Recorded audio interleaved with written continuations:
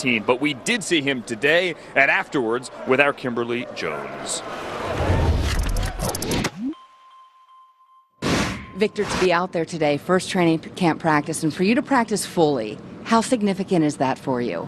Extremely. I mean, I had this day marked on my calendar a little bit, so to get out here and do some routes with my teammates, do some things on that field, it felt great. It just felt great to be out there, running routes at full speed, cutting, catching the football from Eli.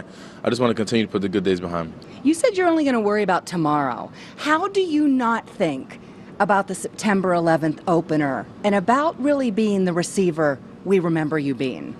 Just because I got to take it one day at a time. I can't look too far ahead to that game because I understand that there's some games within my own mind that I got to get through during this training camp. So I'm going to take it one day at a time, continue to get better, continue to progress, continue to do what I need to do on the field to get better individually, and then bring my team around here with me, and then we'll be ready for September 11th when it comes. You know, you're so important to this team. First of all, you're a veteran, and it's still a very young receivers room. But Eli also made the point, this team loves when you make a play, and I'm thinking he's thinking salsa when he says that. Do you embrace the idea that this is so important, not only to you personally, but to this organization? I do. I mean, this organization has just shown me so much love since I've been here. I mean, this is my 7th year, and to still be here and to still be a focal point of this offense, to still be just a focal point of this team. I mean, I'm out there, everyone's yelling 80, they're slapping me on the back, and, you know, they're just excited to have me out there because they know how much I've been through. They know the ins and outs that I've been through in that rehab room, being in the locker room, the ups, the downs. They've all been a part of it. They're my family. So for them to see me out here and be encouraging me, it's just that much more fun.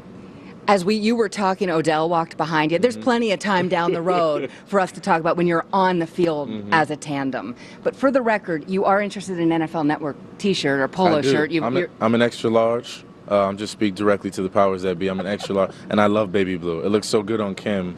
I gotta get one too, guys. And mom's watching this as we speak, right? She is an NFL Network watcher. She's locked in. Mommy wants one too. She's a medium, so mommy wants one too. What's up, Mom? Something happened. Something tells me that happened. Victor, thanks so much. No problem. Thank you. Kim Jones, a veteran herself in East Rutherford, New Jersey, been covering the team. That was not anything about age, Kim. We're both in the same category there. Just both veterans. I prefer experienced people. Yes. All right, so we do know that the defense is a focus there in New York, not just one of the worst defenses in the NFL, one of the worst Giants defenses in their history last year. So what is the focus in that area at this camp? Well, first and foremost, Amber, and I know this sounds obvious, it's to get better. And by what I mean by that is this does not have to be a top 5 defense, although the Giants would love it and they are paying for one. It has to be a credible defense, a defense that makes stops in the final 74 seconds of games, as the Giants didn't do 5 different times in the fourth quarter last season. A defense that can turn another team over, be playmakers. I saw Landon Collins today, and he was telling me about how he's, gotten leaner. He's a little bit lighter and wants to get even lighter as he wants to be a speedier safety rather than a rookie out there thinking so much. Olivier Vernon talked to us, and he said he knows, and he's a new Giant, but he said he knows this franchise has a proud defensive history. And he told me that when he was running out here after practice on his own with a strength coach, it was because that's what he does to condition as he tries to help this defense get better, and is certainly being counted on to help this defense get better. So there are players across the board, Amber, even a Jason Pierre-Paul. He's been part of very, very strong defenses here. He knows what it's going to take to get back, and you get the feeling that JPP is becoming a leader on this unit, telling them and showing them what they have to do. Kim, when we move to the offense, we know this league is a place where the game can sort of pass you by if you are not out there. And a lot of focus right now is on Victor Cruz, one of the flashiest receivers in the league a couple of years ago. But he hasn't been on the field since week 6 of 2014, and now he's fighting back from the injury. What is the latest on him? Well, first of all, Amber, he practiced fully today. There he is, and he caught that one. Victor Cruz on the practice field, actually in the field house because there was morning rain here, actually storms here, so the Giants were inside. But he was a full participant. That's about as good as the Giants and Cruz could have hoped for as they start camp, that he's ready to simply be a player, to practice fully, to engage in all the drills, to try to regain that chemistry with Eli Manning, which, as he said today, he expects it to come back, but he knows it was once very strong and wants it to be at that level. But Amber, Victor Cruz, very important to this team for many reasons.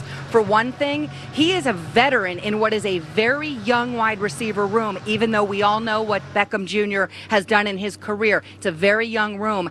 And there's this as well. Eli Manning said that when Victor makes a play, this team responds particularly well. Why? Because he's always been the underdog, and he's the underdog again, and he hopes to be out there making plays come this fall, Amber.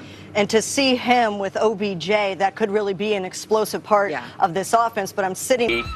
We'll get to a young man they drafted that big things are expected. But we go to the banks of the Hackensack River where our Kim Jones has the latest from Giants camp.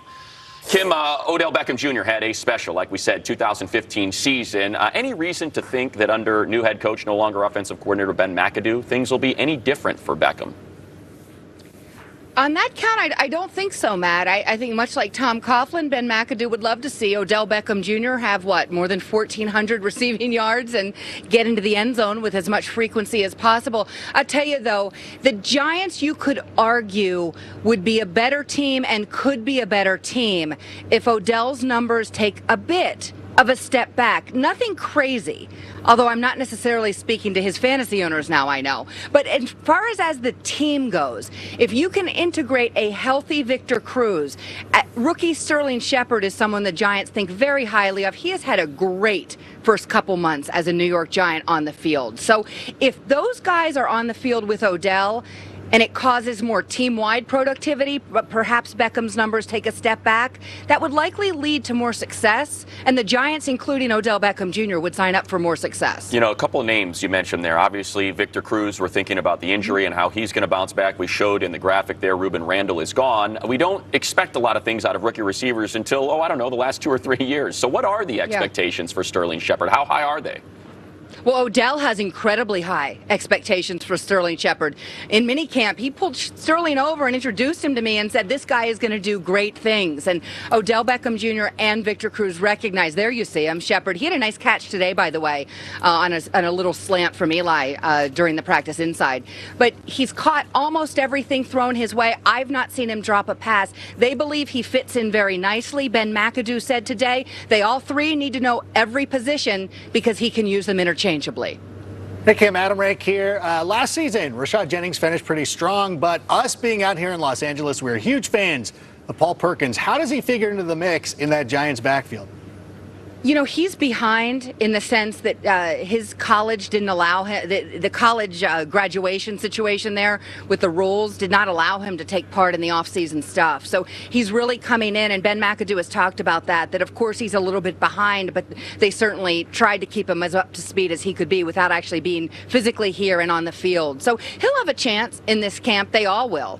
But one thing is certain, we saw a lot of running back by committee a year ago by the New York Giants. I get the feeling that they would like to ride a hot hand and find a hot hand rather than go by committee again this year. Well, great information as always, albeit a bit upsetting for those that wanted to take Odell Beckham Jr. #1 overall, perhaps, if they're going to spread it out. I didn't say not to. Oh, no. Thank you, Kim. We appreciate it.